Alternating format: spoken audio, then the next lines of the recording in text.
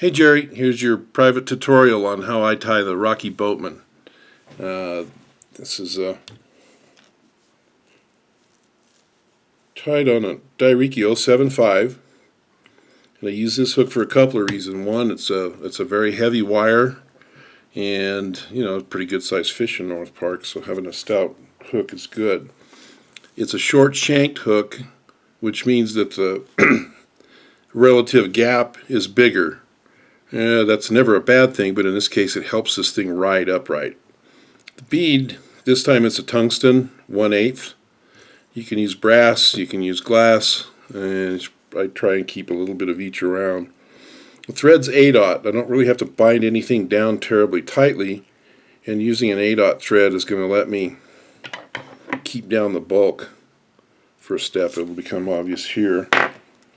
Now, my Thinskin, any mottled color. The one I threw up first was a mottled buster. This one's a gator skin.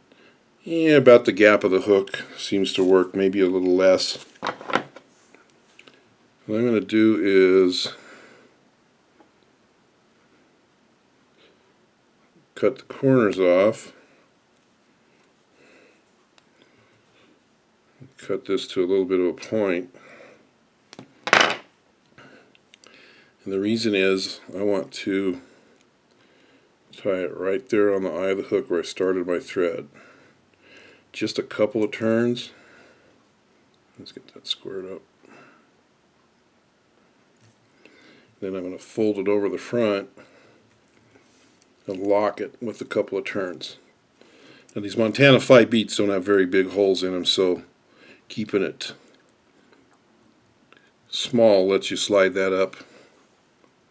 Now I'm just going to take the thread and loosen it up and slide it behind the bead. If I want to, I can turn it so that thread's up on top and it'll be underneath the shellback.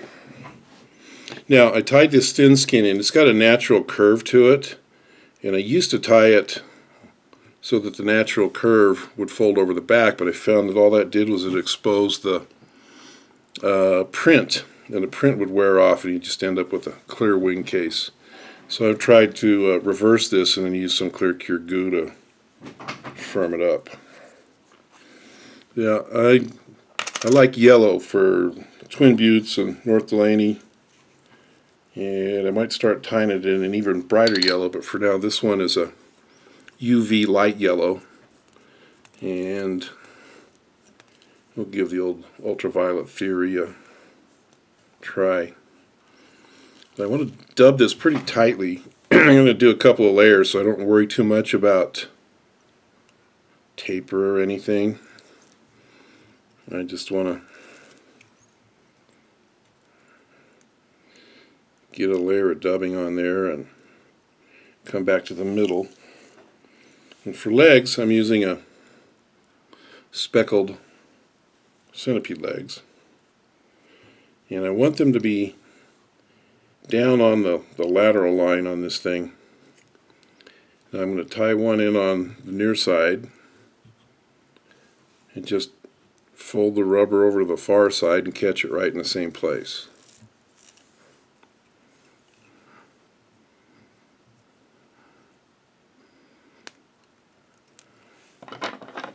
And I'm going to cut these to approximate length. I'll trim them at the end.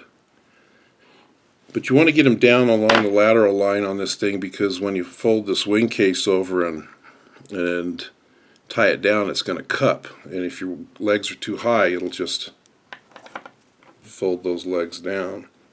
Now I'm going to cut this square just a little bit longer than the hook shank. And then I'm going to turn around and cut corners. And then I'm going to shave the little shoulders.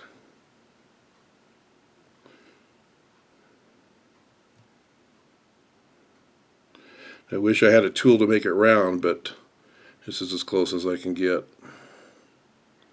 And with that mottled background, it's easy to fake it. Now before I pull it over the back, I'm going to get some more dubbing and finish shaping this.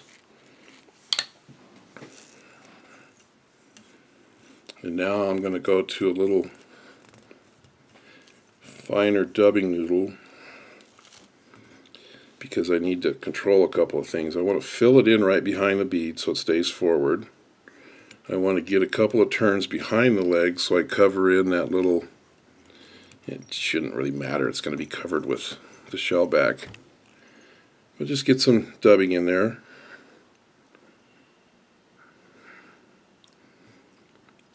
Alright.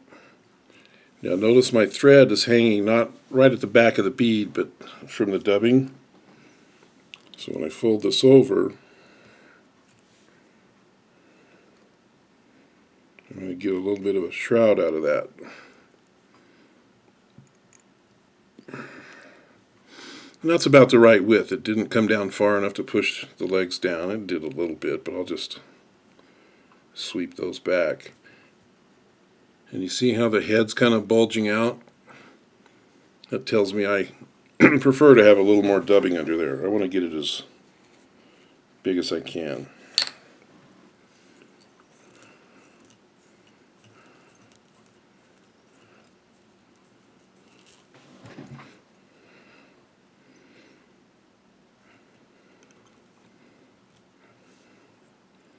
Now, I'm not really pinching down very much with this thread. I just want to shape it and hold it on top. That's a little better. Now I'm just going to move my thread up to the eye and tie a whip knot.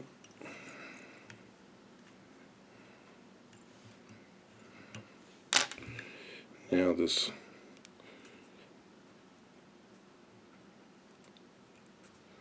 darn camera's got such good focus that all the little fuzz is sticking out. But what I want to do is get it as clean as I can up on top, so I'm going to put some goo up there.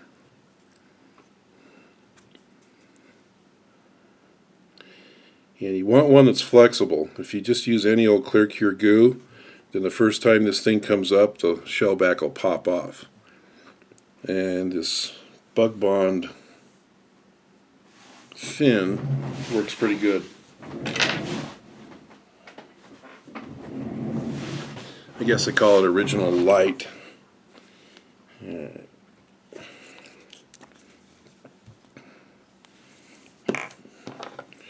let's go ahead and trim that.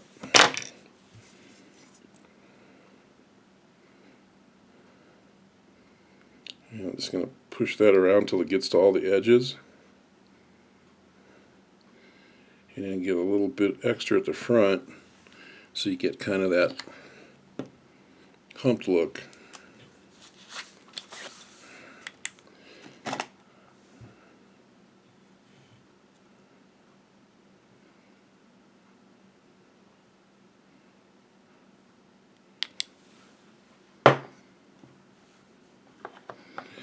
And you want to trim these legs so that they're not too long. If they're too long, they'll foul in the hook. If they're short, they might foul, but they'll flip right back out. So there's a Rocky Boatman.